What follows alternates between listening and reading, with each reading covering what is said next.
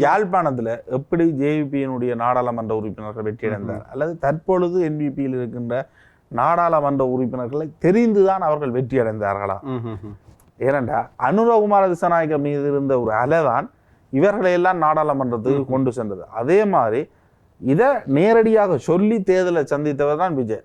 நான் தான் 234 தொகுதி என்று சொன்னார். அப்ப அது அந்த ஒரு நிலைமையிலான அந்த வெற்றி சாத்தியமாக இருக்கின்றது.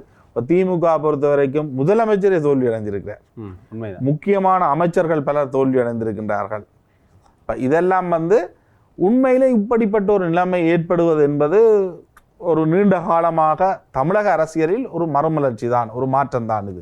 இது ஒரு மறுமலர்ச்சியாக ஏற்றுக்கொள்ளாவிட்டாலும் இது ஒரு மாற்றமாக ஏற்றுக்கொள்ள வேண்டும். மிகப்பெரிய ஒரு மாற்றம். என்றால் ஒரு குடும்ப அரசியலுக்கு ஒரு தீர்வு அல்ல முட்டுக்கட்ட திராவிடத்தை தங்களுடைய கட்சியின் பேர்ல கொண்டிருந்தார்கள்.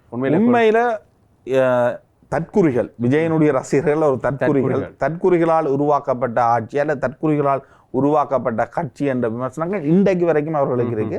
அதுக்கு ஏற்ற மாதிரி தான் அவற்றை அந்த ரசிகர் பட்டாளத்தினுடைய நடத்தைகளும் இருக்கு, இல்லைன்னு நான் சொல்லல.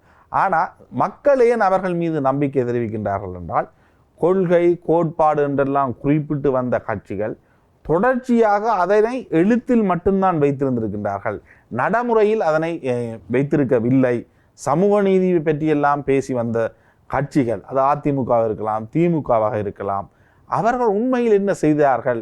குடும்பம், தங்களுடைய சொத்துக்கள், ஊழல் குற்றச்சாட்டுக்கள் எல்லாம் இருக்கின்ற பொழுதும் அதனை மீறி மீறி தொடர்ந்தும் அவர்களையே முதன்மையான தரப்புகளாக வைத்து கொண்டு இந்த தேர்தலை சந்தித்து கொண்டு சிறை சென்றவர்கள் எல்லாம் அமைச்சர்கள் அல்லது சிறை சென்றவர்களை மீண்டுமே தங்களோட கட்சிக்குள்ள ஏற்றுக்கொள்றது எல்லாம் திமுக வழக்கமான. செந்தில் பாலாஜிக்கு விமர்சனம் என்பது ஸ்டாலின் எதிர்கட்சி தலைவராக இருக்க அதிமுக அவர் இருக்க இவர் ஒரு ஊழல்வாதி என்ற பிறகு அவர் ஒரு குற்றச்சாட்டுல கைது செய்யப்பட்டு சிறையில இருக்கவும் அவர் அமைச்சராக இருக்கிறார்.